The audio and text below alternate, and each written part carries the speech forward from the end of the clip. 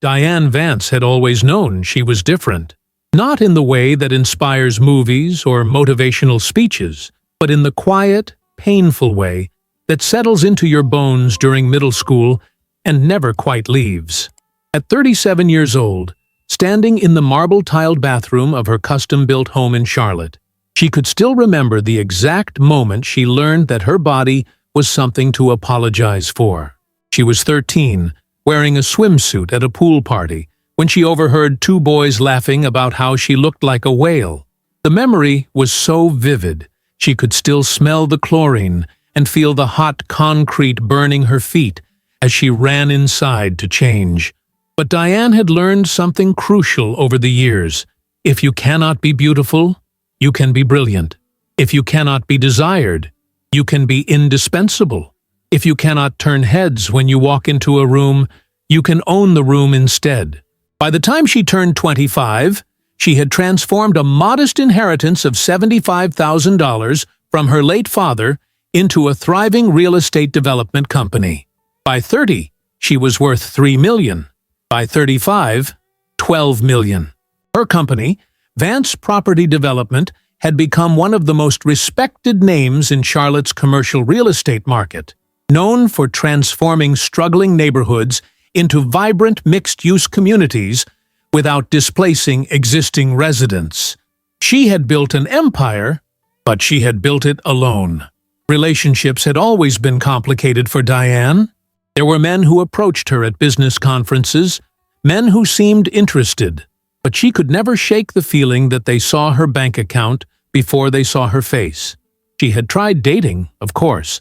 There was Robert, who always suggested they stay in rather than go out. There was Andrew, who never introduced her to his friends. There was Kevin, who asked to borrow money on their fourth date. Each failed relationship added another brick to the wall she built around her heart. Another piece of evidence that proved what she had always suspected. She was unlovable as she was. Then, 5 years ago, everything changed. She was attending a real estate development conference in Atlanta, sitting alone at a corner table during the networking dinner, scrolling through property listings on her phone to avoid the awkwardness of eating alone in a crowded room. She sensed someone approaching and looked up to find a man standing beside her table, holding 2 glasses of wine and offering one of the most genuine smiles she had ever seen. "I noticed you've been working through dinner," he said, his voice warm and slightly hesitant, as if he was genuinely nervous. "I thought you might need this more than the rubbery chicken they're serving. I'm Marcus Bradford, by the way. I work in commercial property management." Marcus Bradford was objectively attractive in that effortless way some men are. He had dark hair that fell just right, warm brown eyes that crinkled when he smiled, and the kind of confident posture that came from someone who had never questioned whether they belonged in a room. He was 30 years old, dressed in a well-fitted navy suit, and when he asked if he could sit down, Diane felt her heart do something it had not done in years. It hoped. They talked for 3 hours that night. Marcus seemed genuinely interested in her work, asking thoughtful questions about her development projects and sharing his own experiences managing commercial properties across the Southeast. He laughed at her jokes. He maintained eye contact. He did not check his phone once. When the conference ended and people began filtering out, Marcus asked for her number, and Diane gave it to him, already preparing herself for the disappointment of him never calling. But he did call, the next day, and the day after that. Within 2 weeks, he had driven from his apartment in Atlanta to Charlotte to take her to dinner. He brought flowers. He held doors. He listened when she spoke about the challenges of being a woman in a male-dominated industry. He seemed, in every possible way, too good to be true, and that terrified her. Because Diane had spent 32 years learning that when something seemed too good to be true, it usually was. After their fourth date, as they sat in her car outside her house, she could not hold back the question that had been burning inside her chest since the moment they met. "Marcus, I need to ask you something, and I need you to be honest with me." Her hands gripped the steering wheel, knuckles white. "Does my appearance bother you? I know I'm not. I know what I look like. I just need to know if that's going to be a problem." The silence that followed felt eternal. Diane kept her eyes fixed on the dashboard, unable to look at him, bracing herself for the polite rejection she had heard so many variations of over the years. But when Marcus finally spoke, his voice was soft and steady. "Diane, look at me, please." She turned her head slowly and found him watching her with an expression she could not quite name. "I think you're beautiful the way you are. But even if I didn't, do you know what would matter to me? Your character, your principles, your heart. The way you light up when you talk about building communities instead of just buildings. The way you remember the names of every server and doorman we encounter. The way you're brilliant and driven and kind." He reached across the console and placed his hand gently over her heart. "One day, we're all going to be old and wrinkled and gray. Our bodies will fail us.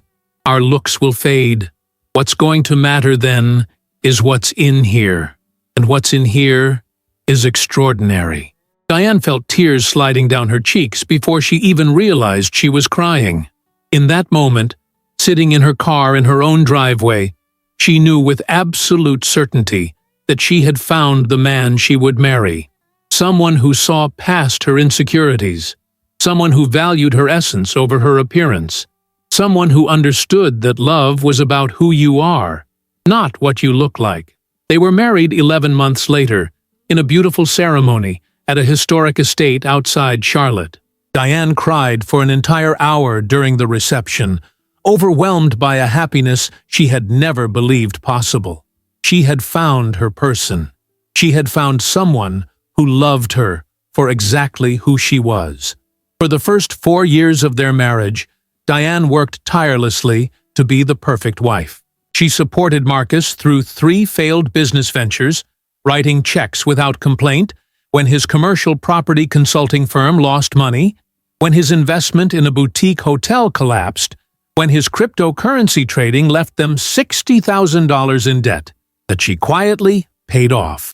She tolerated Linda Bradford, her mother-in-law, who made subtle comments about Diane's clothing choices at family dinners, who suggested Diane might want to try intermittent fasting, who always seemed to look at her with barely concealed disappointment. She never complained when Marcus spent long afternoons at his mother's house, or when Linda called at 9 at night to discuss financial concerns that somehow always ended with Diane writing another check. When Marcus asked her, 3 years into their marriage, if they could modify their prenuptial agreement, Diane hesitated for only a moment.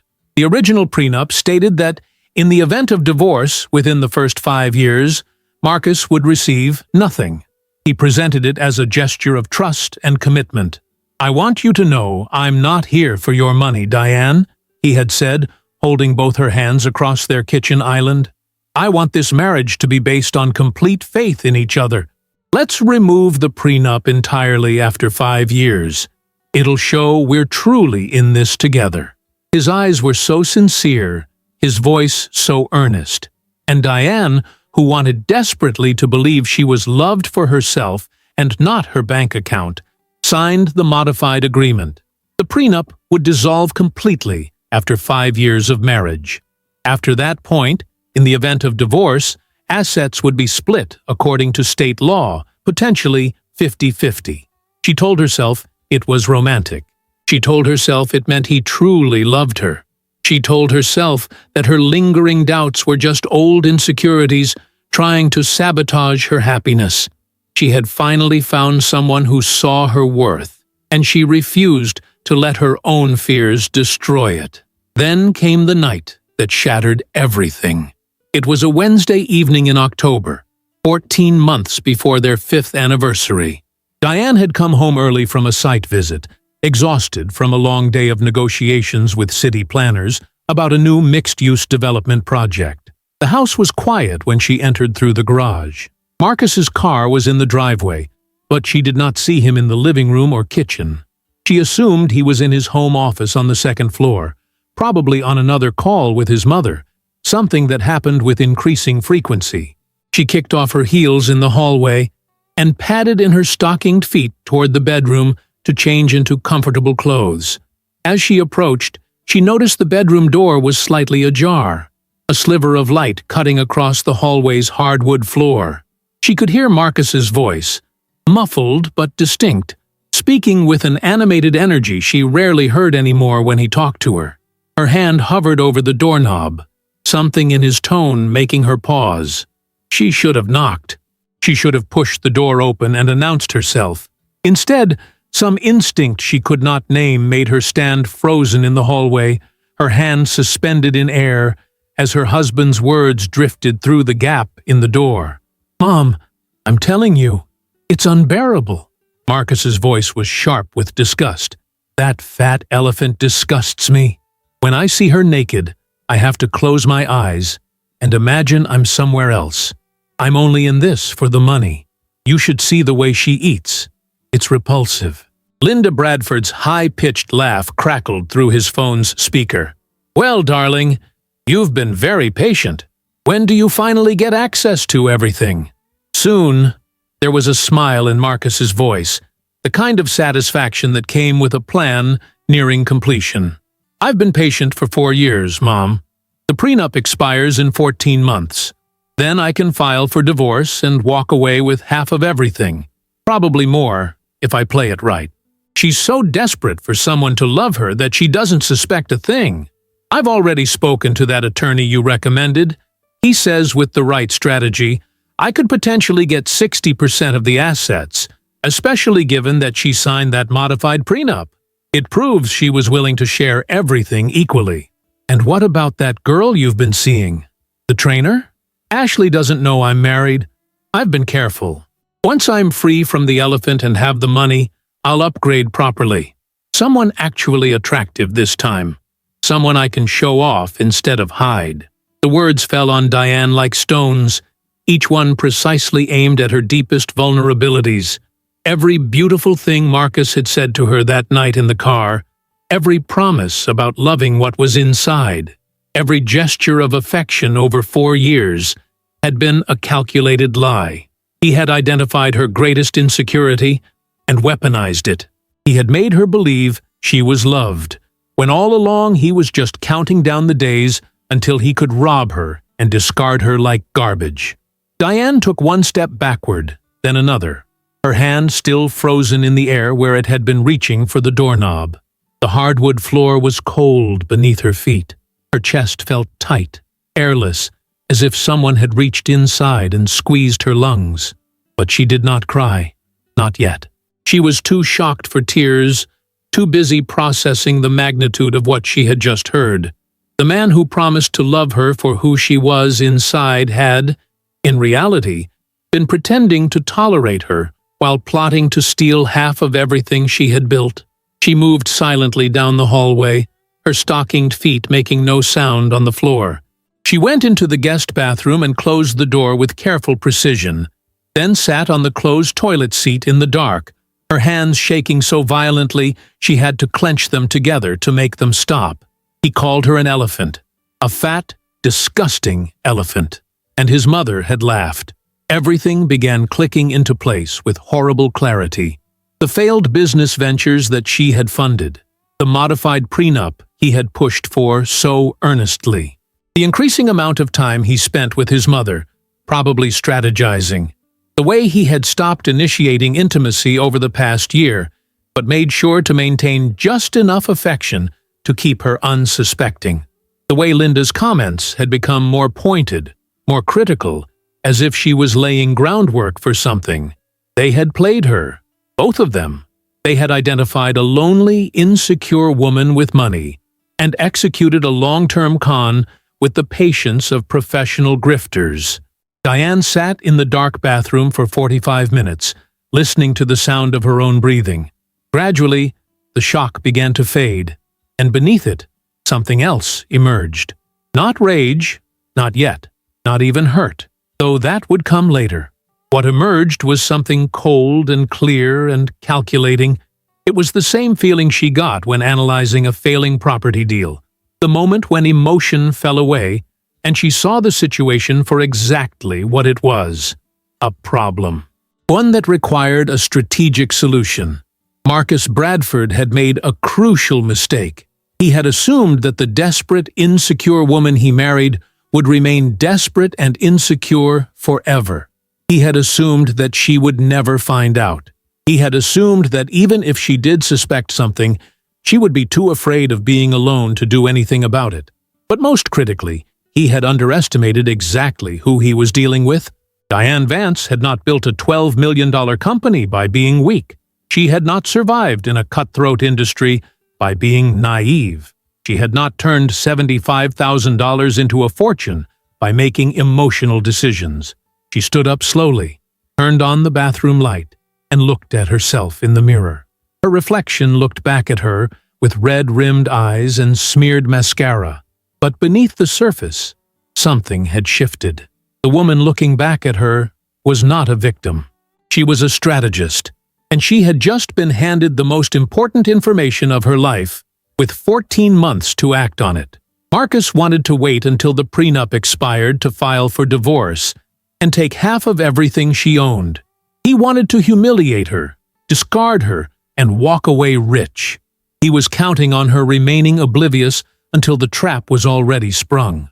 But now she knew, and he had no idea that she knew, which meant she had time.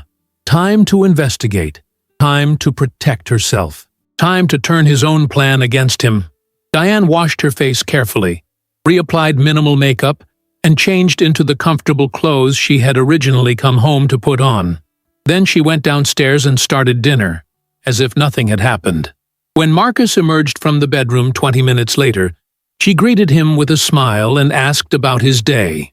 He kissed her cheek and complained about a property management issue he was dealing with, the same way he did every evening, as if he had not just been on the phone plotting to rob her blind.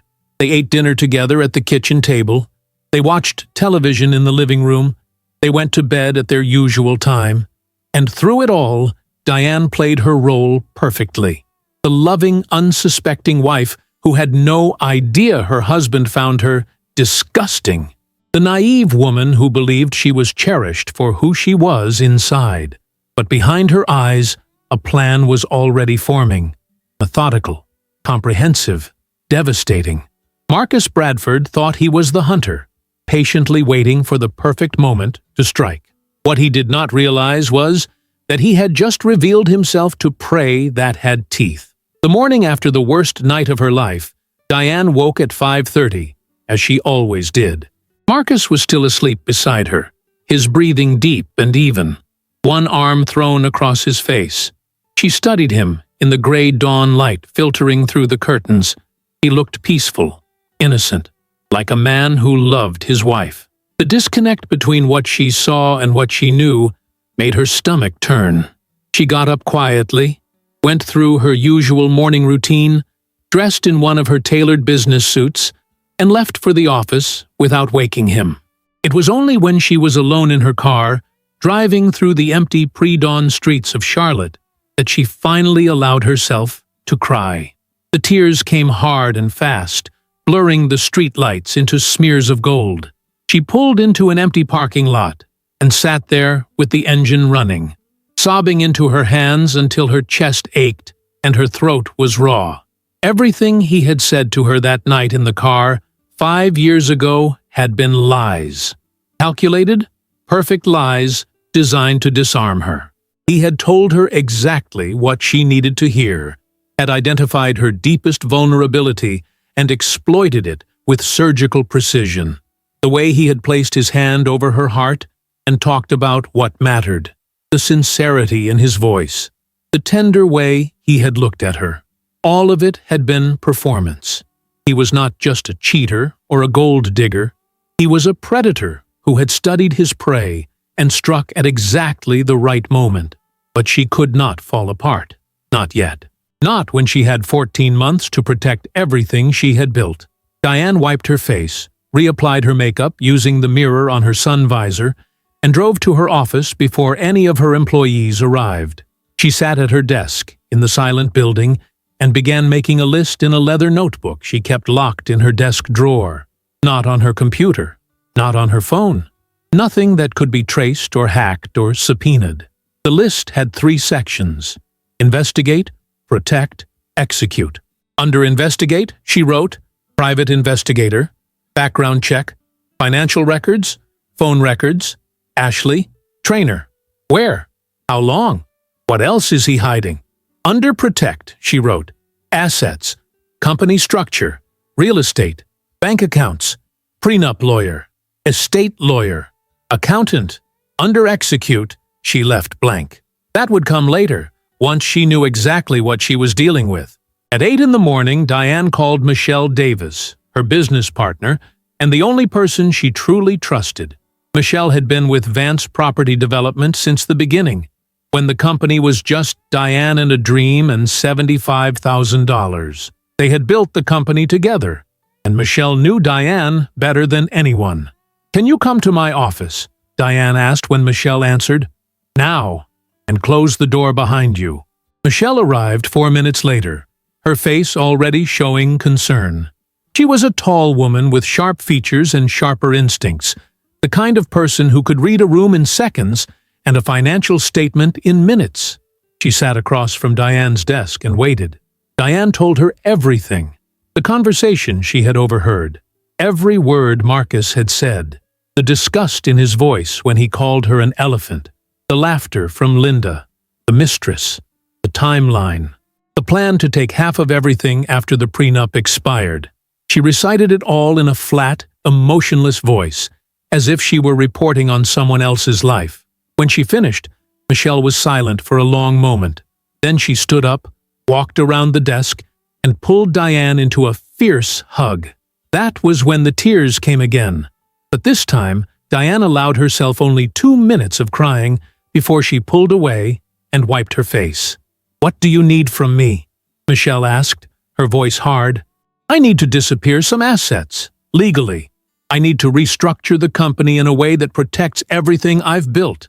And I need you to act completely normal around Marcus if you see him. He cannot know that I know.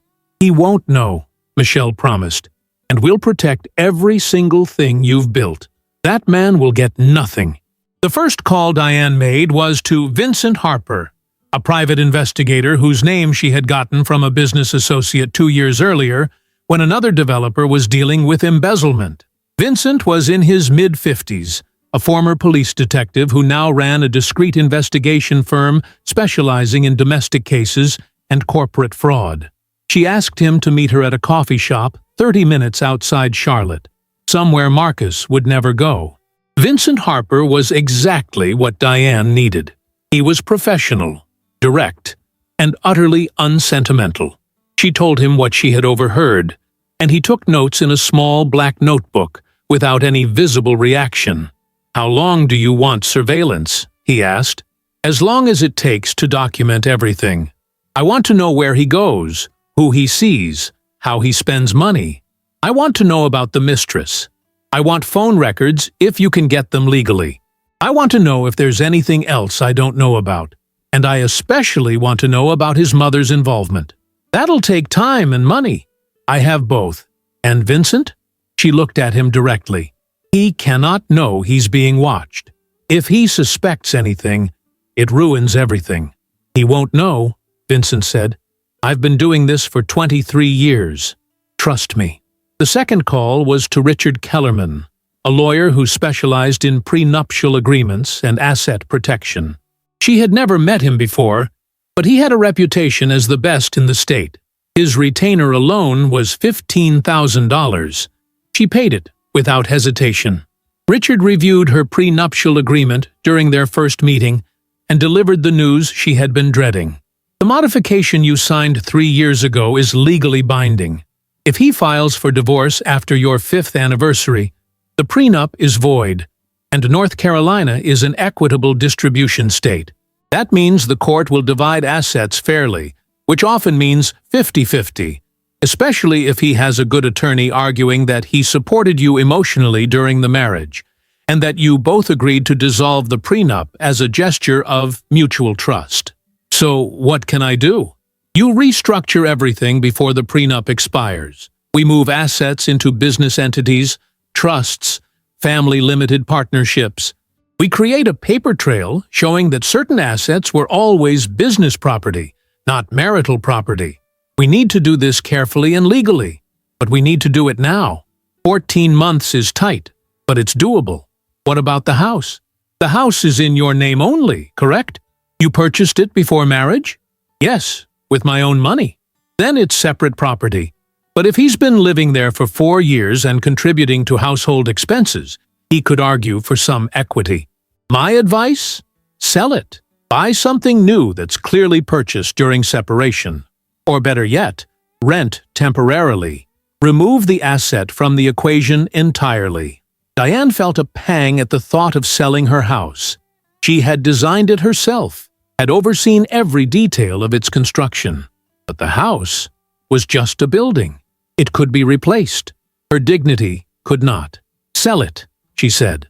The third call was to her accountant, Gerald Peters, who had managed her business finances for 12 years. She met with him and Richard together, and they spent 6 hours going over every asset, every account, every property.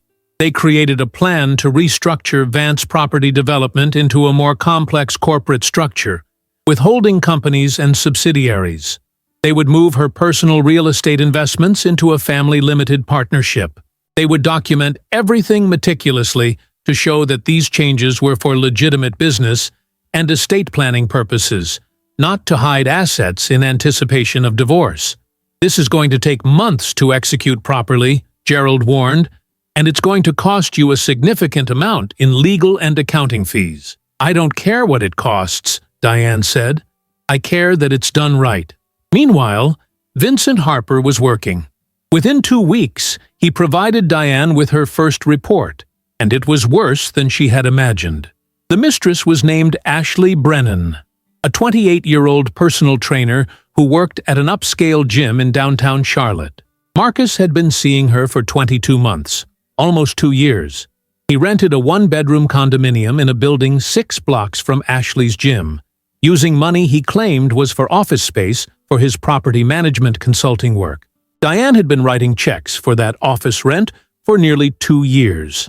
The condo was where he took Ashley 3 times a week, every Monday, Wednesday, and Friday afternoon, like clockwork. Vincent included photographs. Marcus and Ashley leaving the gym together, laughing. Marcus and Ashley entering the condo building hand in hand. Marcus and Ashley at a restaurant Diane recognized, one where Marcus had claimed to be meeting potential clients. The photographs were surgical in their clarity. Ashley was conventionally beautiful, in the way fitness influencers often are. Thin, toned, with long blonde hair and perfect teeth. Everything Marcus had implied did not matter when he placed his hand over Diane's heart and talked about character and principles. Everything he said he was looking beyond. But the worst part was not the affair itself. It was the timeline. 22 months. He had started seeing Ashley less than 6 months after he convinced Diane to modify the prenuptial agreement, which meant the affair had likely been part of the plan all along. Keep the unsuspecting wife content and unsuspicious, while he entertained himself on the side and waited for the prenup to expire. Vincent's second report, delivered 3 weeks later, revealed even more. Marcus had gambling debts totaling $187,000 spread across 3 casinos in Las Vegas and 2 online sports betting sites.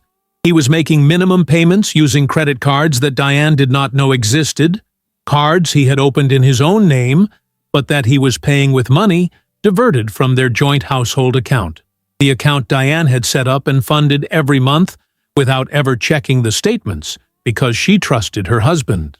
The third report was the one that made Diane's blood run cold. Marcus had created fraudulent documents using 3 of Diane's commercial properties as collateral for loans from private lenders. Loan sharks, essentially. High-interest loans totaling $520,000 that he had taken out over the past 18 months. He had forged her signature on the loan documents. The lenders thought they had legitimate collateral. When Marcus defaulted on the payments, which Vincent's research suggested was imminent, those lenders would come after Diane's properties. This was not just infidelity and greed. This was criminal fraud. Marcus had not just planned to divorce her and take half her assets. He had been actively stealing from her, forging her signature, and creating debts in her name. And Linda Bradford knew about all of it. Vincent had surveilled several meetings between Marcus and his mother at Linda's house, meetings where they reviewed documents together, meetings where Linda handed Marcus envelopes of cash, meetings where they clearly discussed strategy. Linda had loaned Marcus $125,000 over the past 2 years, money she expected to get back with interest once Marcus secured his share of the divorce settlement. She was not just a supportive mother. She was an active co-conspirator, invested financially and emotionally in her son's scheme to rob Diane. Diane read through Vincent's reports in her office late at night after everyone else had gone home. She read about the affair, the gambling, the fraud, the conspiracy. She read about how her husband spent his Mondays, Wednesdays, and Fridays with his mistress in an apartment she was paying for. She read about how he had forged her signature, how he had stolen from her, how he had planned this betrayal with his mother as if it were a business deal. And then she closed the folder, locked it in her safe, and went home to the man who had done all of this. She walked in the door and smiled at him. She asked about his day. She listened to him complain about a difficult client who did not appreciate his expertise. She made dinner. She acted like everything was normal. Because Marcus could not know that she knew. Not yet. Not until every piece was in place. At night, lying in bed beside him, Diane would stare at the ceiling and marvel at her own performance. She had become an actress in her own life, playing the role of the oblivious wife, while secretly dismantling everything he thought he would steal. During the day, she met with lawyers and accountants. She restructured her company. She moved assets. She documented everything. She built an impenetrable wall around everything she had spent 15 years creating. And Marcus noticed nothing. He continued his routine of seeing Ashley 3 times a week. He continued gambling away money from their joint account.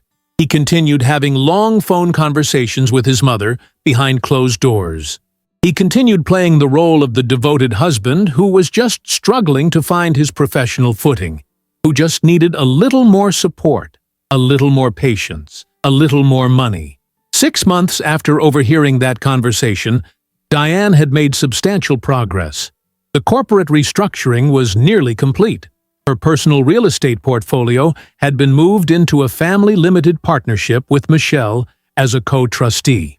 Her most valuable assets were protected within layers of legal entities that would be nearly impossible for Marcus to penetrate in a divorce. But the house was still a problem. Her custom-built home, the one she had designed with such care, was still a vulnerable asset. Richard Kellerman had been clear. She needed to sell it, and she needed to do it without making Marcus suspicious. She engineered it carefully. Over dinner one evening, she mentioned casually that she had been thinking about the house. "It's too big for just the 2 of us," she said, "and the maintenance costs are higher than they need to be. What would you think about downsizing? Maybe moving somewhere closer to downtown?" Marcus looked up from his plate, and for just a moment, Diane saw calculation in his eyes. He was thinking about the equity in the house, about how selling it might affect the assets he planned to claim in the divorce. But then his expression smoothed into agreement. "If that's what you want, honey," he said, "whatever makes you happy." Diane hired a luxury real estate agent who specialized in quick sales to high-net-worth buyers. She priced the house aggressively at $2.8 million, $200,000 below market value. Within 4 weeks, she had a cash offer from a tech executive relocating from California. The sale would close in 30 days. "Where will we live while we look for something new?" Marcus asked when she told him about the offer. "I've already arranged a corporate apartment downtown," Diane said smoothly. "The company is expanding into that area anyway, so it made sense to lease something in the building we're developing. We can stay there temporarily while we figure out what we want long-term." The corporate apartment was real. An elegant two-bedroom unit in a historic building that her company had recently renovated. But it was not temporary housing while they looked for a new home. It was where Diane planned to live after Marcus was gone. She had already begun moving her personal belongings there gradually, a box or two at a time, things Marcus would not notice missing. Her favorite books, her important documents, her grandmother's jewelry. She was preparing for a future he did not know was coming. The house sale closed on a Tuesday morning in April, exactly 8 months after Diane had overheard Marcus calling her a fat elephant. She signed the paperwork in her lawyer's office while Marcus was supposedly meeting with a potential client, though Vincent Harper's latest report indicated he had actually spent that morning at the condo with Ashley.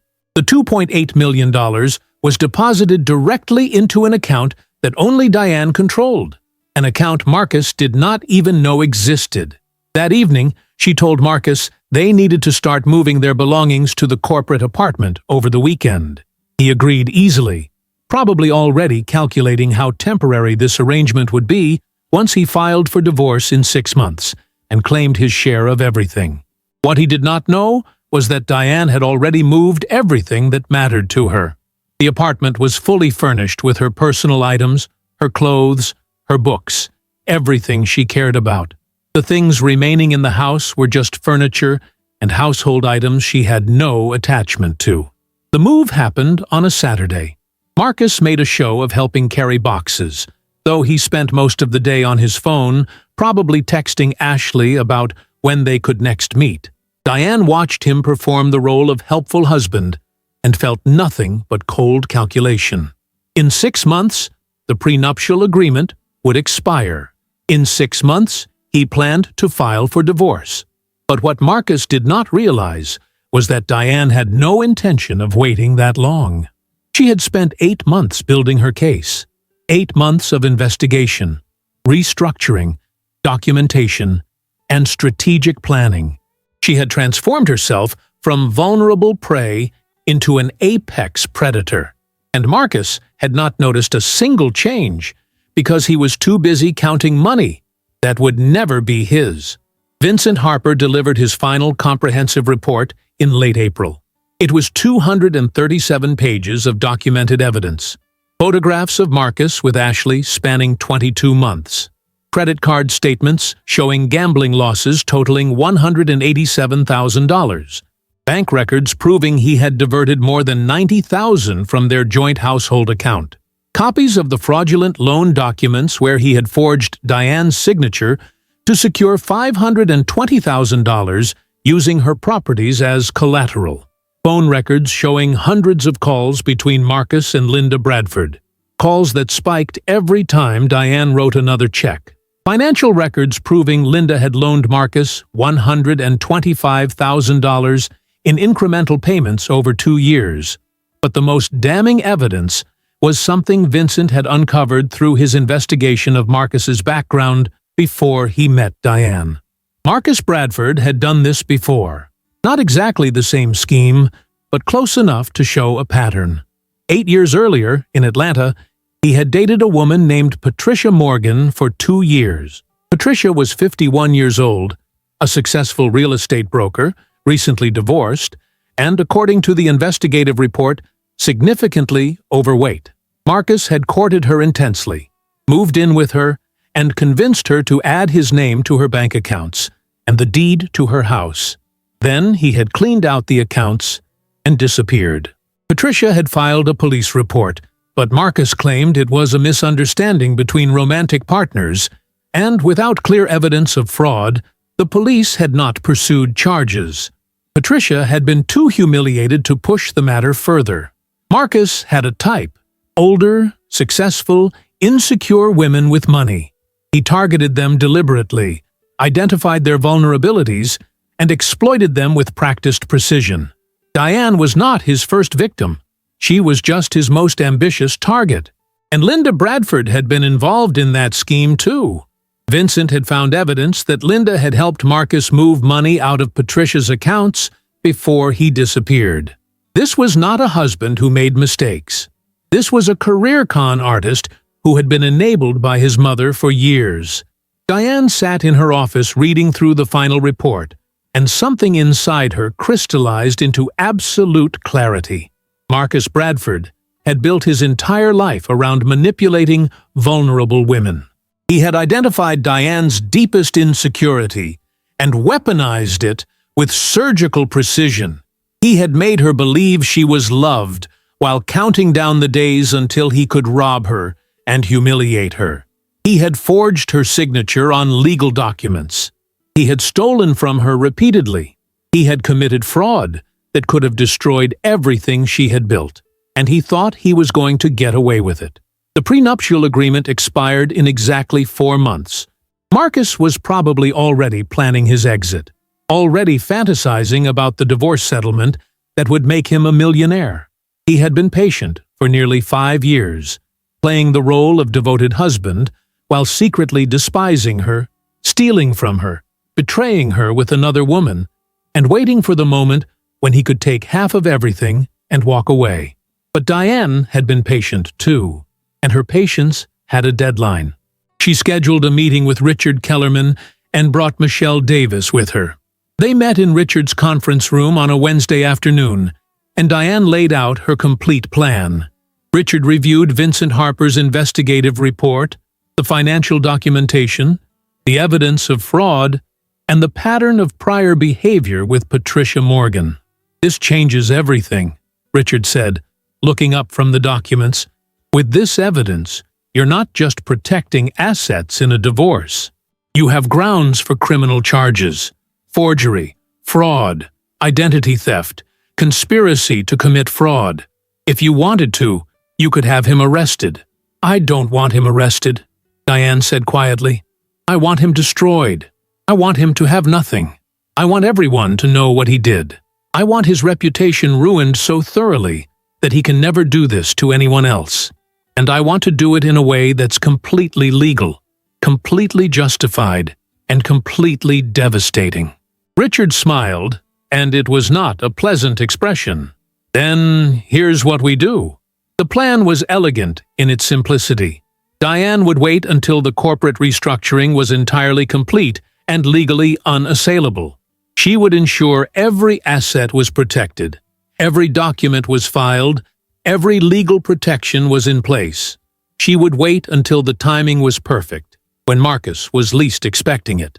And then she would reveal everything at once, in a manner so comprehensive and so public that he would have no opportunity to spin the narrative or claim he was being treated unfairly.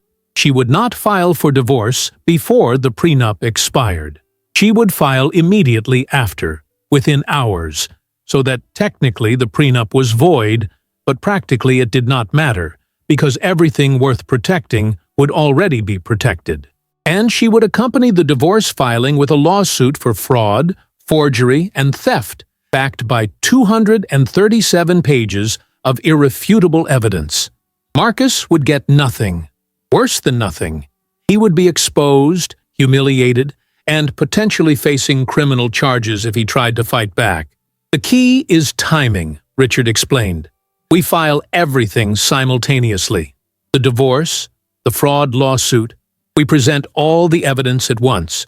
We serve him in a way that gives him no advance warning, no opportunity to hide assets or create a counter-narrative. And we make sure that anyone who matters, anyone he might try to manipulate or borrow money from in the future, knows exactly what he is." "What about Linda?" Michelle asked. "She's just as guilty as he is." "We include her in the fraud lawsuit," Richard said. "She knowingly participated in the scheme. She provided financial support. She conspired with her son to defraud Diane. She's liable."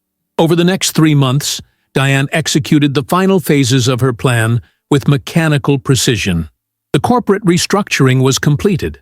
Every asset was protected within layers of legal entities that Marcus could not touch. The house money was secured. Her personal property was entirely moved to the corporate apartment. She closed the joint household account and opened a new one with minimal funds, just enough to avoid suspicion. She had her mail redirected to the office. She changed her passwords on every account. She prepared for separation with the thoroughness of someone planning a military operation. And through it all, she continued to play her role: the loving wife, the supportive partner, the woman who believed she was cherished for who she was inside. Marcus noticed nothing. He continued seeing Ashley 3 times a week. He continued gambling. He continued having long conversations with Linda behind closed doors. He continued to exist in the fantasy that everything was going according to plan, that in just a few weeks the prenup would expire and he would finally be able to claim what he believed he had earned by tolerating her for 5 years. In July, 3 weeks before their 5th anniversary, Diane had a moment of unexpected emotion. She was alone in the corporate apartment, organizing documents in preparation for what was coming, when she found their wedding album in a box she had moved months earlier. She sat on the floor and opened it, looking at photographs of a day she had believed was the happiest of her life. There was a picture of Marcus looking at her during their vows, his expression tender and sincere. Another of him placing the ring on her finger. Another of them dancing at the reception while she cried tears of joy. She remembered that day so vividly. She remembered feeling like she had finally found someone who loved her despite her flaws, someone who saw her value beyond her appearance. But that man had never existed. The Marcus in these photographs was a character he was playing, a role he had performed with Oscar-worthy skill. The real Marcus was the man she had heard on the phone, calling her a fat elephant, laughing with his mother about how disgusting she was, counting down the days until he could rob her and leave. Diane closed the album and put it back in the box. She did not cry. She had done enough crying over Marcus Bradford. Instead, she felt a cold satisfaction settle over her. In 3 weeks, the prenuptial agreement would expire. And in 3 weeks and 1 day, Marcus Bradford's carefully constructed plan would collapse around him. The 5th anniversary of their wedding fell on a Saturday in early August. Diane had suggested they spend the day quietly, just the two of them. Marcus had agreed, probably relieved that she was not planning some elaborate celebration that would require him to pretend to be a devoted husband in front of witnesses. They had dinner at home, an expensive meal Diane prepared herself. Marcus made a toast to 5 wonderful years together, and to many more to come. Diane touched her glass to his and smiled, thinking about the fact that in approximately 10 hours, she was going to end his world. They went to bed at their usual time. Marcus fell asleep quickly, probably dreaming about the divorce he planned to file in a few months, and the money he thought he had finally secured access to. Diane lay awake beside him, watching the digital clock on the nightstand count down the minutes until midnight. When the numbers changed from 11:59 to 12:00, they had officially been married for 5 years. The prenuptial agreement was now void. Marcus had no idea that the expiration of the prenup meant nothing anymore. Diane had spent 14 months making sure of that. She got up at 5:30 on Sunday morning, exactly as she always did. She went through her usual routine, got dressed, and instead of going to the office, as she often did on weekend mornings, she drove to Richard Kellerman's office.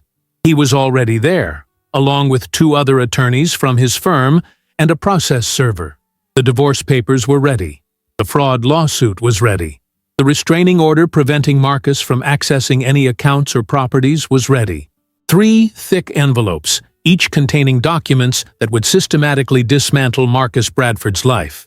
But Diane had added one more element, something personal, something that would ensure Marcus understood exactly when she had discovered his betrayal and exactly how long she had been planning his destruction. She drafted 3 emails on her laptop while sitting in Richard's conference room. She would send them simultaneously at exactly 9 in the morning, timed to arrive while Marcus was still at the apartment, probably sleeping off their anniversary dinner. The first email was practical and brief. The apartment lease ends today. You need to remove your belongings by 6 this evening. The new tenants take possession tomorrow morning. Do not contact me at this number. All further communication must go through my attorney, Richard Kellerman. Neat, She included Richard's contact information. The second email contained attachments. 23 photographs from Vincent Harper's investigation. Marcus and Ashley entering the condo. Marcus at the casino. Marcus meeting with the loan sharks, who thought they had Diane's properties as collateral. Marcus and Linda going through documents at her house. Each photograph was time-stamped and dated, creating an irrefutable timeline of his betrayal. The third email was the one she had revised 17 times over the past month. It was the one that mattered most, because it was not about legal strategy or financial protection. It was about making sure Marcus Bradford understood that he had been beaten at his own game by the woman he had underestimated. Marcus, it began. 14 months ago, I came home early on a Wednesday evening in October. I was walking toward our bedroom when I heard you on the phone with your mother. I stood in the hallway and listened to every word you said. I heard you call me a fat elephant. I heard you say that seeing me naked disgusts you. I heard you say you were only with me for the money. I heard you and Linda laugh about how desperate I was for love. I heard you discuss the timeline for the prenup expiring and your plan to divorce me and take half of everything I built. I heard all of it. You identified my greatest insecurity and used it as a weapon. You made me believe that someone finally loved me for who I was inside, when you were actually counting the days until you could rob me and humiliate me. You told me that what mattered was character and principles, and what was in my heart. You put your hand on my chest and made me believe I had found someone who saw my worth. It was the cruelest manipulation I have ever experienced. But you made a critical mistake, Marcus. You underestimated me. You assumed I would remain the insecure, desperate woman you married. You assumed I would never find out. You assumed that even if I did, I would be too afraid of being alone to do anything about it. For 14 months, I have been documenting everything. The affair with Ashley that has been going on for 22 months, the $187,000 in gambling debts, the $520,000 you borrowed from loan sharks using forged documents with my signature, putting my properties at risk, the $90,000 you stole from our joint account, Linda's involvement, and the $125,000 she loaned you, expecting to get it back when you divorced me. I also know about Patricia Morgan in Atlanta. I know this is what you do. You target successful women who are insecure about their appearance. You identify their vulnerabilities and exploit them. You are not a husband who made mistakes. You are a con artist, and your mother is your accomplice. The prenuptial agreement expired yesterday at midnight, but it does not matter. Every asset I own is protected. The house is sold. The company is restructured. You will receive nothing because you contributed nothing except lies and theft. The divorce papers are being served this morning along with a lawsuit for fraud, forgery, and theft.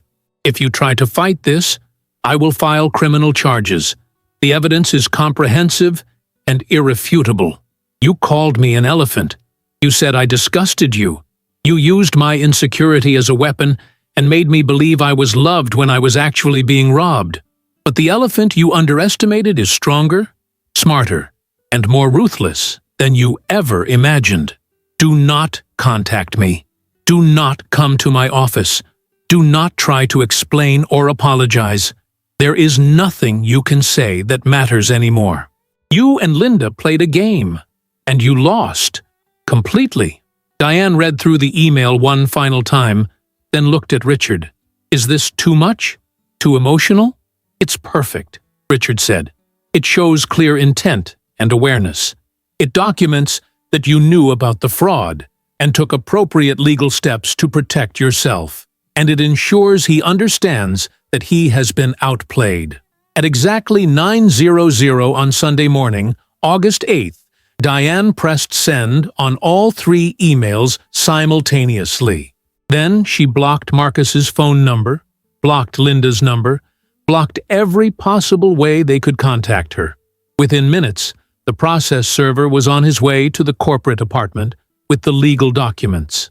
Diane sat in Richard's conference room and waited. She imagined Marcus waking up, checking his phone, seeing the emails.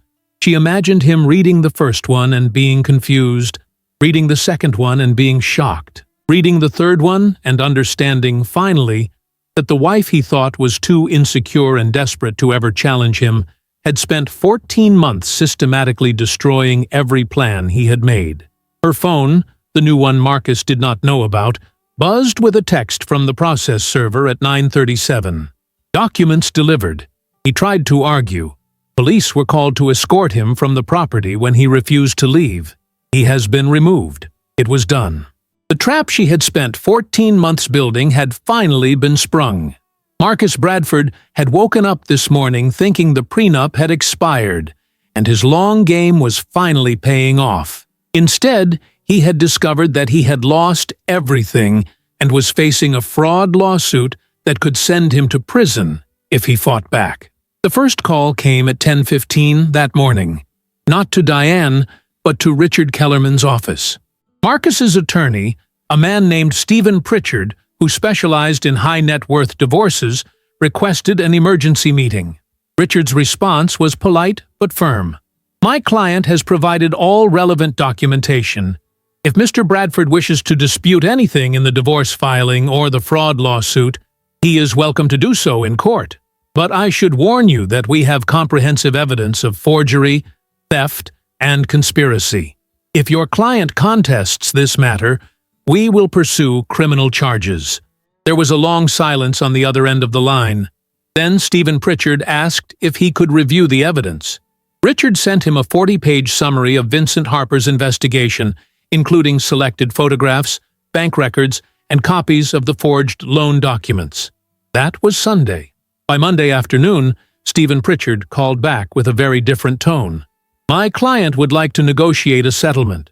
"There is nothing to negotiate," Richard replied. "The prenuptial agreement was in effect during the marriage.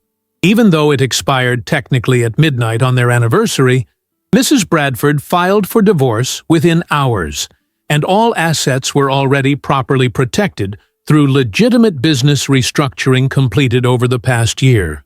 Mr. Bradford contributed no income to the marriage, no equity to any property, and in fact stole substantial sums from Mrs. Bradford while committing fraud in her name.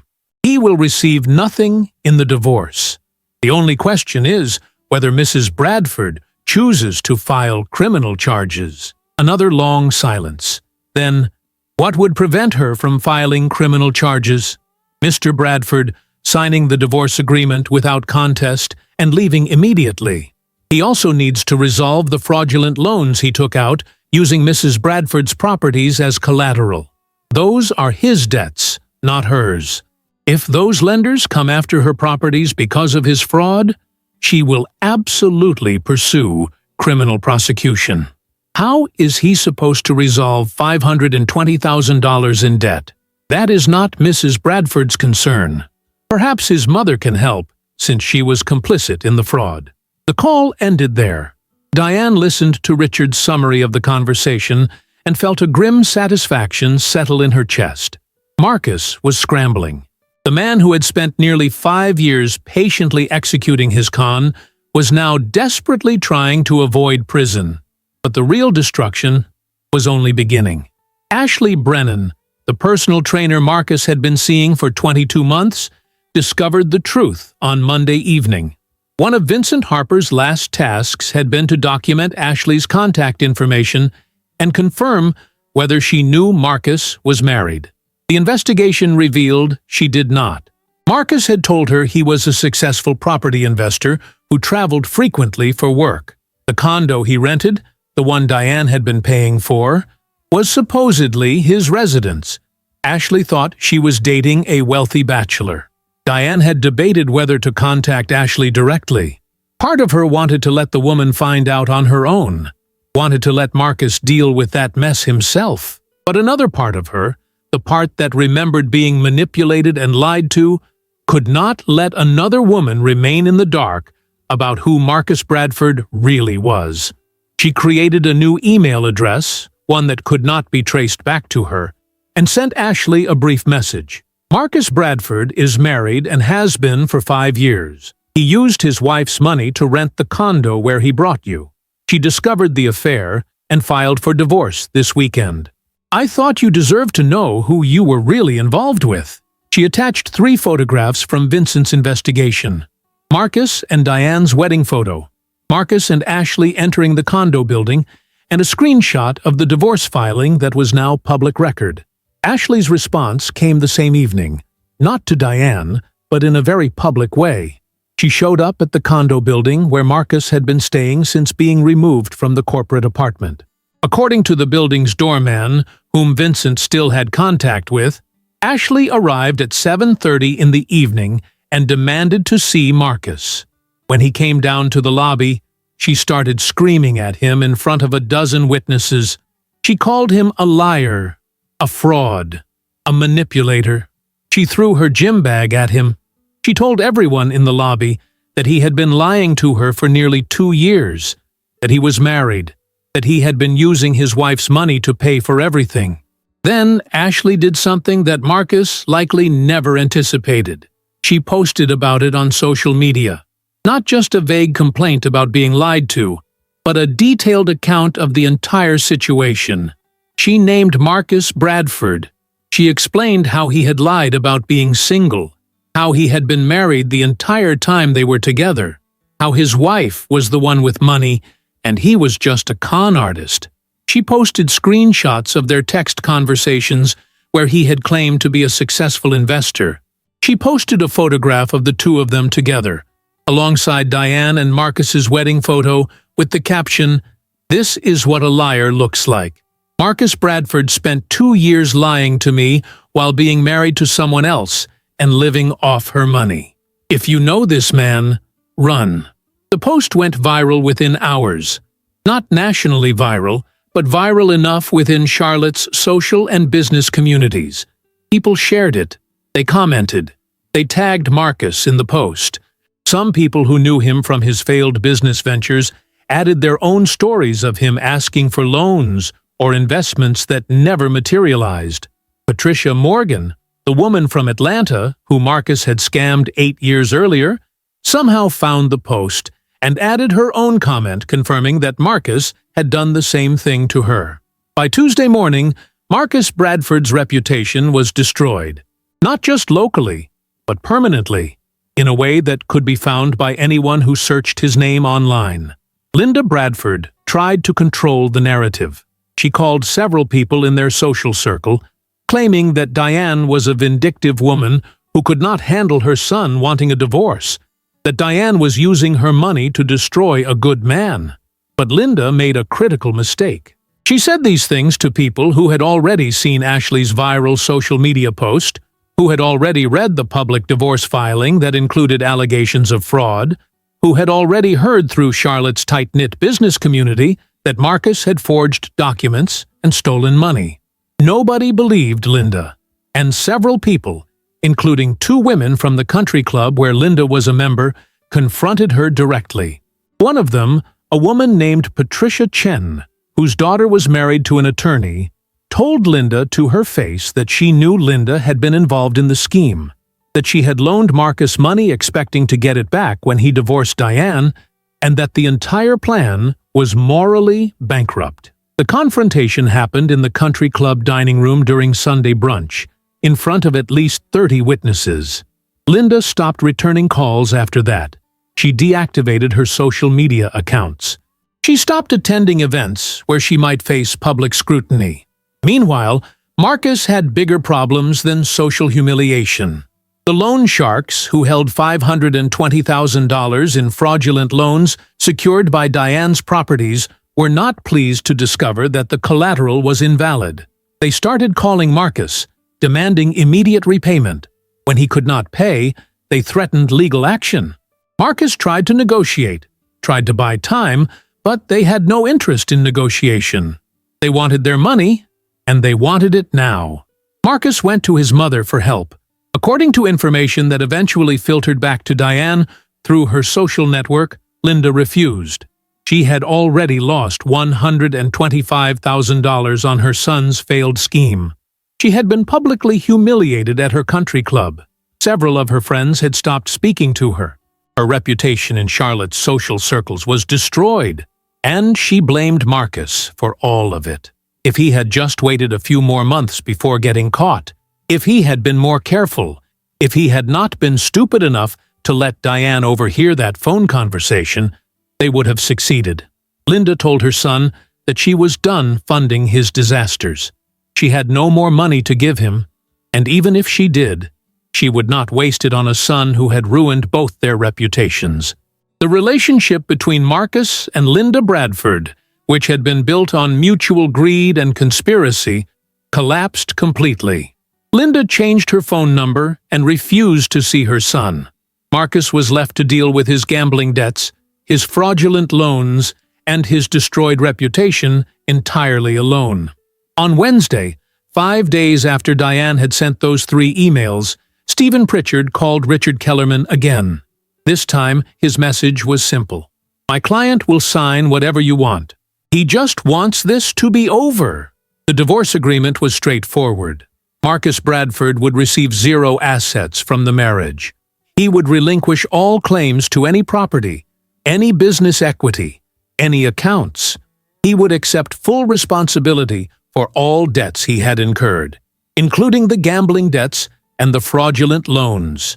He would sign a statement acknowledging that he had committed fraud and theft during the marriage, and in exchange, Diane would not pursue criminal charges.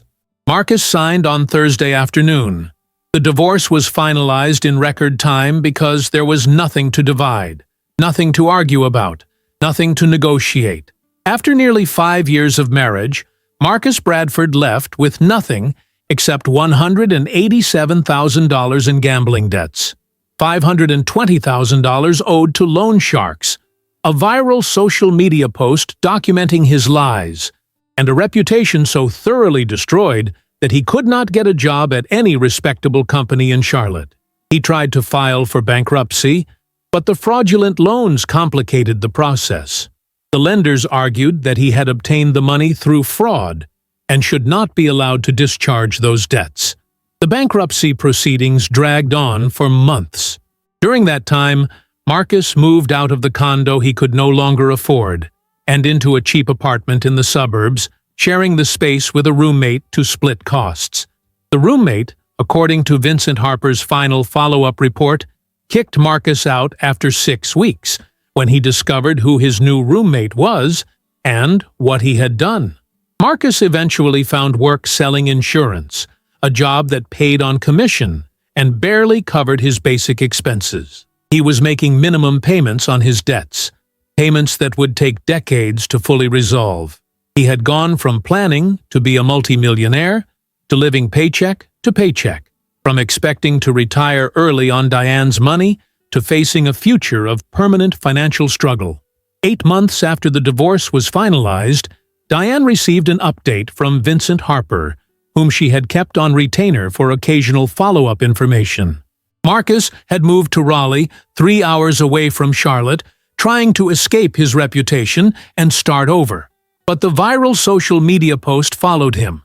Potential employers searched his name and found it. Potential romantic partners searched his name and found it. He had tried to reinvent himself, but the internet never forgets. Linda Bradford suffered her own consequences. The country club, where she had been a member for 20 years, asked her to resign after multiple members complained about her presence. Several of her closest friends stopped inviting her to social gatherings. Her bridge club politely suggested she find a different group. She had enabled her son's criminal behavior, had actively participated in a conspiracy to defraud Diane, and had lost $125,000 in the process. Worse, she had lost her social standing, which in Linda's world was more valuable than money. The relationship between Linda and Marcus never recovered. She blamed him for the disaster, and he blamed her for refusing to help him when he needed it most. They stopped speaking entirely. The conspiracy that had seemed so clever when they whispered about it over the phone had destroyed them both. Meanwhile, Diane's life transformed in ways she had not anticipated. The divorce was finalized, The fraud was exposed, and she was free. But freedom felt strange at first. For months, she had been living two lives, playing the role of unsuspecting wife while secretly building her defense. Now there was no role to play. She could just be herself. The first thing she did was move fully into the corporate apartment, which she purchased outright and transformed into her permanent residence. She redecorated with furniture she chose herself, art she actually liked, colors that made her happy. She had spent years in the house she designed, trying to create a space Marcus would be comfortable in, trying to be the wife he wanted. Now she created a space that was entirely hers. The second thing she did was start therapy, not because anyone told her she needed it, but because she wanted to process what had happened. She wanted to understand how she had been manipulated, how her own insecurities had been used against her, how to recognize those patterns so they could never happen again. Her therapist, a woman named Dr. Sandra Morrison, helped her understand that Marcus had not been able to manipulate her because she was weak. He had been able to manipulate her because she was human, because she wanted love, because she trusted someone who had deliberately earned that trust in order to exploit it. "You are not stupid for believing him," Dr. Morrison told her during one session. "You are human, and the fact that you discovered the truth and protected yourself shows remarkable strength and intelligence." The third thing Diane did was focus on her business with renewed energy. Vance Property Development had continued operating successfully throughout the past year, but Diane had been distracted by the need to protect her assets and plan her divorce. Now, with that threat eliminated, she could focus entirely on growth. She and Michelle expanded the company, hiring 15 new employees over 6 months. They opened a second office in Raleigh to manage projects in the Research Triangle area. They secured contracts for 3 major mixed-use developments. Within 8 months of the divorce being finalized, Vance Property Development's revenue had increased by 35%. Diane's personal net worth grew by $3.2 million. In November, Charlotte Business Journal featured Diane in a cover story about successful women entrepreneurs in commercial real estate. The article discussed her business philosophy, her commitment to community-focused development, and her company's impressive growth. It mentioned, briefly and factually, that she had recently gone through a divorce, but focused primarily on her professional achievements. When the article was published, Diane received dozens of emails from other businesswomen sharing their own stories of overcoming personal challenges while building careers. Several mentioned they had been following her story through the social media rumors and wanted her to know they admired her strength. The fourth thing Diane did, 6 months after the divorce, was join a fitness studio. Not because she wanted to change her appearance to please anyone else, but because she wanted to feel strong.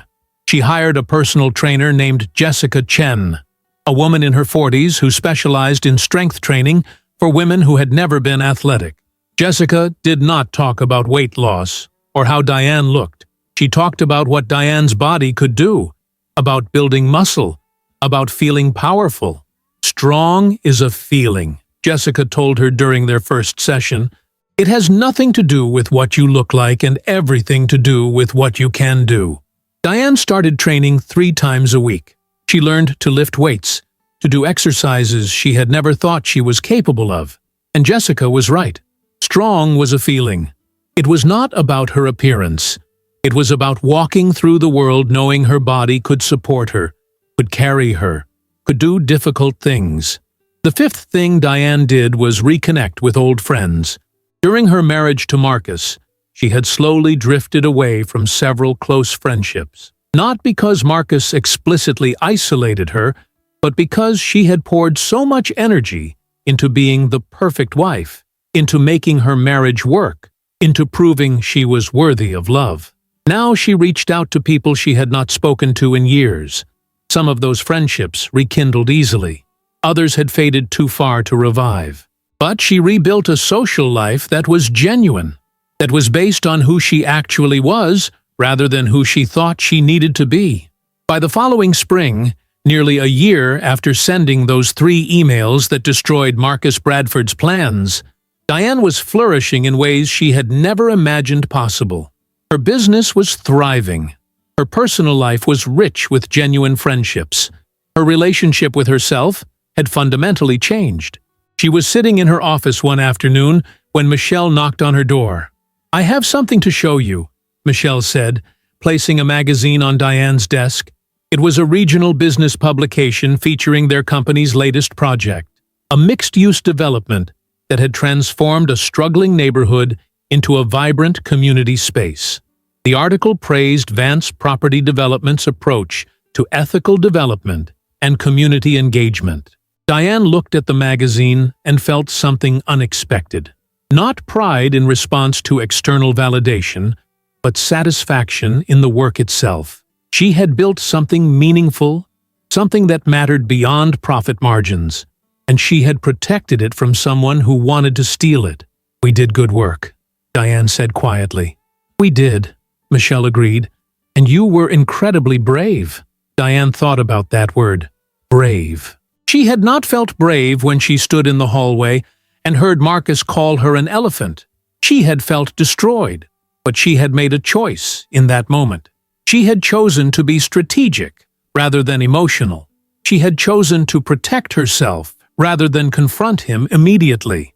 She had chosen to be patient and thorough, and those choices had saved everything she had built. 1 year and 3 months after the divorce was finalized, Diane received an unexpected message. It came through LinkedIn, of all places, from a woman named Jennifer Walsh. The message was brief, but caught Diane's attention immediately. "Ms. Vance, I hope this message doesn't seem intrusive.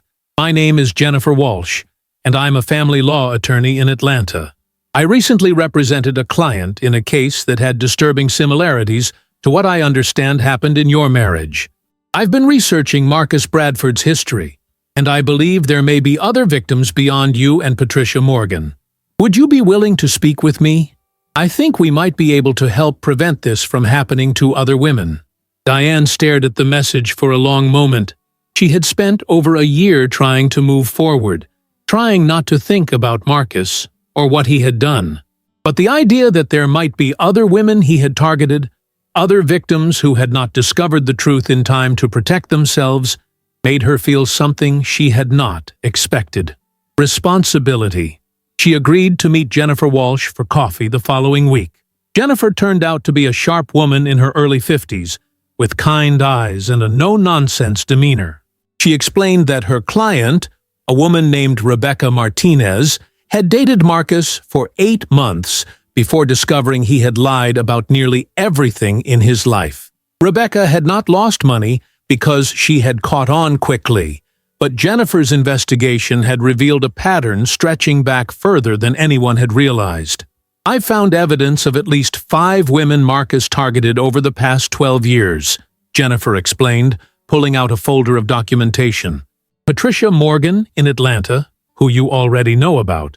A woman named Susan Chen in Charleston, who lost $45,000. Another woman in Savannah named Maria Lopez, who caught him before he could take anything substantial. Rebecca in Atlanta, who ended things when she realized he was lying. And you. Those are just the ones I've been able to confirm. I suspect there are more who never reported it because they were too embarrassed, or because Marcus was careful enough to keep his theft below the threshold for criminal prosecution." Diane listened, feeling a cold anger settle in her chest. She had thought Marcus was just a con artist who targeted vulnerable women for money. But this was something more systematic, more predatory. He had been doing this for over a decade, moving from city to city, targeting women with a specific profile, exploiting their insecurities, and moving on before they could fully comprehend what had happened. "What can we do?" Diane asked. "I'm working with a journalist who specializes in investigative reporting on fraud. She wants to write a comprehensive article about Marcus Bradford's pattern of behavior. It would include interviews with victims willing to speak publicly, documentation of the pattern, and information that would make it much harder for him to target anyone else in the future." Would you be willing to participate? Diane thought about it. Part of her wanted to leave the past behind, to focus on her present and future rather than revisiting the pain of what Marcus had done. But another part of her, the part that had received those emails from other businesswomen after the Charlotte Business Journal article, understood that her story had power. It could warn others. It could prevent future victims. Yes, she said, I'll participate. The article was published 6 months later in a major investigative journalism outlet with national reach. It was titled, "The Serial Con Artist Who Targeted Successful Women's Insecurities." The piece was comprehensive and devastating. It documented Marcus Bradford's 12-year pattern of targeting older, successful women who were insecure about their appearance. It explained his methods in clinical detail, how he identified vulnerabilities, how he built trust, how he manipulated emotions, and how he extracted money. It included interviews with 4 of his victims, including Diane and Patricia Morgan. It included documentation of his fraudulent loans, his gambling addiction, and Linda Bradford's role as enabler and co-conspirator. The article went viral, not in a sensational way, but in a way that mattered. It was shared in business communities, in women's professional networks, in divorce support groups. It became a case study in how intelligent, successful people can be manipulated by skilled con artists who understand human psychology. Several universities included it in their courses on fraud and manipulation. Multiple women's organizations reached out to Diane asking her to speak about recognizing manipulation in relationships. Marcus Bradford tried to respond to the article, claiming he was being unfairly characterized, that the women were bitter ex-partners, that he had made mistakes, but was not a criminal. But his response only made things worse. The evidence was too comprehensive, the pattern too clear, the victims too credible. His attempted defense came across as exactly what it was, a desperate attempt to salvage a reputation that was already destroyed beyond repair. The article had real consequences. Several law firms that had been considering hiring Marcus for administrative positions rescinded their offers after reading it. A woman in Florida who had recently started dating someone named Marcus Bradford found the article through a basic internet search and ended the relationship immediately when she realized his patterns matched what was described. The article became a permanent record, easily findable, impossible to escape. Linda Bradford suffered her own reckoning. The article included details of her involvement, her financial support of Marcus's schemes, her participation in planning the fraud against Diane.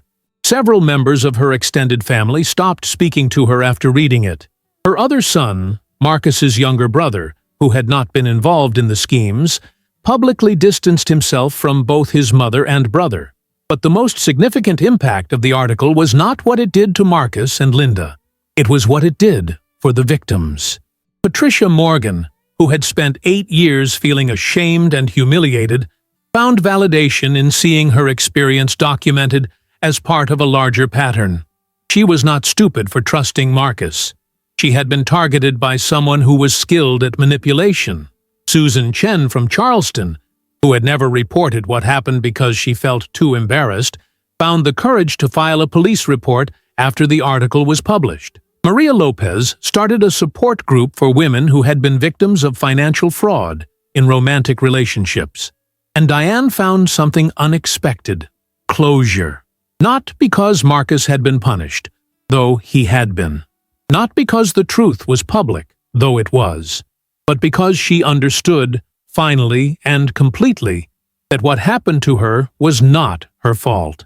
She had not been victimized because she was unlovable, or because her insecurities made her weak. She had been victimized because someone had deliberately identified those insecurities and weaponized them with criminal intent. 2 months after the article was published, Diane was invited to speak at a conference for women entrepreneurs about building successful businesses. The organizers asked if she would be willing to also speak briefly about recognizing manipulation and protecting yourself from fraud in business and personal relationships. She agreed. Standing on stage in front of 300 women, Diane told her story. Not in exhaustive detail, but in broad strokes that made the lessons clear. She talked about how Marcus had identified her vulnerability and exploited it. She talked about the moment she overheard that phone conversation and how she had made a choice in that moment to be strategic rather than emotional. She talked about the 14 months she spent documenting everything, protecting her assets, and building an impenetrable legal case. She talked about how the best revenge was not destroying him, though that had happened, but becoming so completely herself that he became irrelevant. When she finished speaking, the applause was thunderous. But what stayed with Diane was what happened after. Women approached her throughout the rest of the conference. They shared their own stories of manipulation, of betrayal, of having their vulnerabilities used against them. They thanked her for being willing to speak publicly about something so personal and painful. Several women told her that hearing her story had helped them recognize manipulation in their own relationships. One woman said that Diane's story had given her the courage to leave a marriage where she was being financially exploited. That evening, sitting alone in her hotel room, Diane reflected on how far she had traveled from that night in the hallway when she had overheard Marcus calling her a fat elephant. She thought about the woman she had been then, the woman who believed she was unlovable because of her appearance, the woman who was so grateful for scraps of affection that she had ignored every warning sign. That woman did not exist anymore. Not because Diane had changed her appearance, though she was stronger and healthier than she had ever been. Not because she had lost weight or conformed to some standard of beauty, though her relationship with her body had fundamentally transformed. But because she had learned that her worth was not determined by whether someone found her attractive. Her worth was intrinsic, built on her intelligence, her strength, her character, her achievements, and her capacity for growth. She had built a $12 million company from a $75,000 inheritance. She had survived a 5-year con designed to rob her of everything. She had protected her assets with strategic brilliance. She had exposed a predator and potentially saved other women from becoming his victims. She had rebuilt her life into something richer and more authentic than it had been before. And she had learned the most important lesson of all. The cruelest manipulation is when someone identifies your deepest insecurity and makes you believe they are the only person who can see past it, when in reality, they are the one using it as a weapon. 6 months later, Diane was featured in another article, this time in a national business magazine. The piece was about women who had built successful companies in male-dominated industries. The interview focused on her business philosophy, her approach to community development, and her plans for future expansion. The journalist asked, almost as an afterthought, about the divorce and the subsequent investigative article.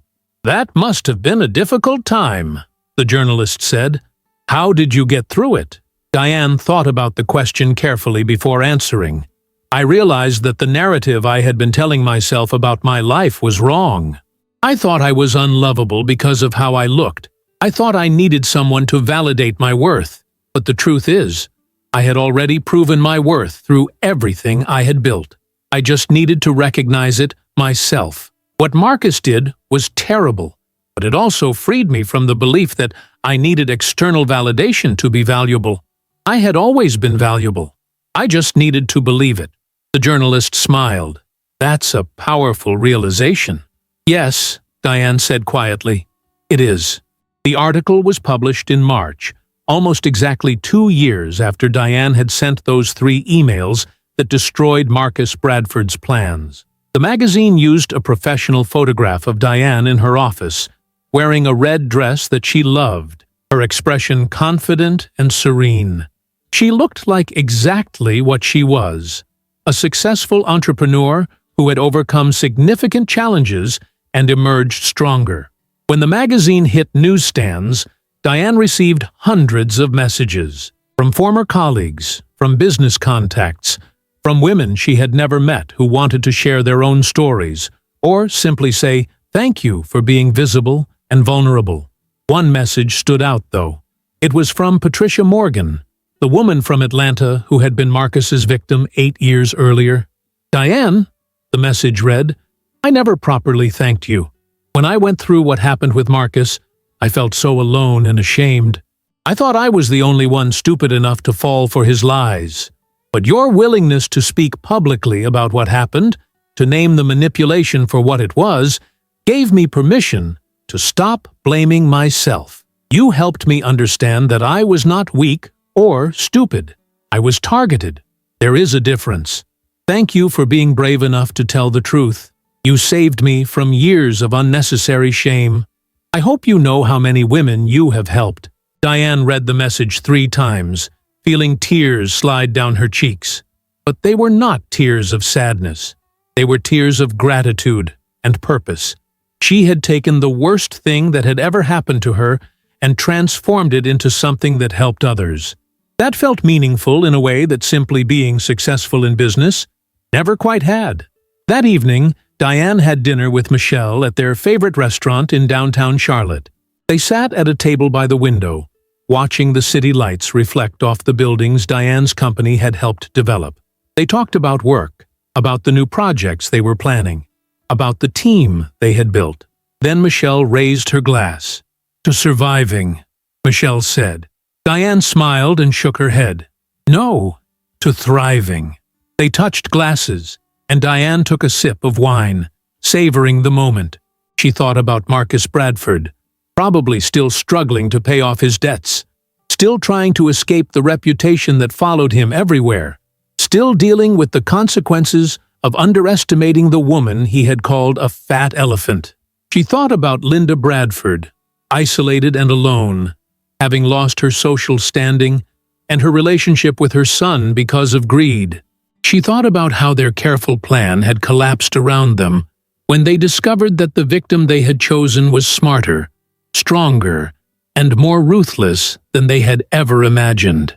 But mostly, Diane thought about herself, about the woman she had been, so desperate for love that she had ignored every warning sign, about the woman she had become, confident in her worth, successful in her career, surrounded by genuine friendships, and completely free. Marcus had called her an elephant. He had used her greatest insecurity as a weapon. He had tried to steal everything she had built, but he had failed. Because the elephant he underestimated had been stronger than he ever imagined.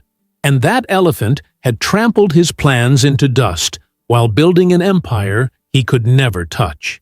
Diane looked at her reflection in the restaurant window, and for the first time in her entire life, she saw exactly what she was: powerful, resilient, brilliant, and utterly unbreakable.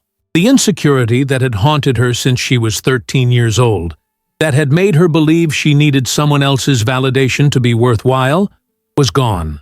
Not because she had changed her appearance, but because she had finally understood that her worth had never been about how she looked. She had spent 37 years believing she was unlovable.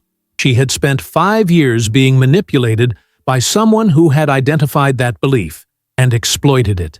But she had spent the last 2 years learning the most important truth of all. She had always been worthy of love, respect, and success. She had just needed to believe it herself. And now she did. The elephant that Marcus Bradford had mocked, the woman he had called disgusting, the wife he had planned to rob and discard, had not just survived. She had transformed into something magnificent. She had built a thriving business. She had exposed a predator. She had helped other victims find their voices. She had created a life so rich and authentic that the man who had betrayed her was nothing more than a cautionary tale she sometimes told to help others. As Diane walked out of the restaurant that evening, she felt something settle in her chest. Peace, wholeness, strength. She was not the woman Marcus had married, the woman who believed she needed his validation to be worthwhile. She was someone entirely different now, someone who knew her value, someone who would never again mistake manipulation for love or desperation for devotion. Marcus Bradford had tried to destroy her. Instead, He had freed her, and the woman who emerged from that betrayal was unstoppable. The fat elephant he had mocked was living her best life, thriving, powerful, free, and she had never felt more beautiful. If you enjoyed the story, leave a like and subscribe to the channel. And drop a comment below. What city are you watching from? And if your heart tells you to, feel free to leave me a tip on Buy Me a Coffee. Just check the first pinned comment. Thanks for keeping me company and for the coffee, and I'll see you in the next story.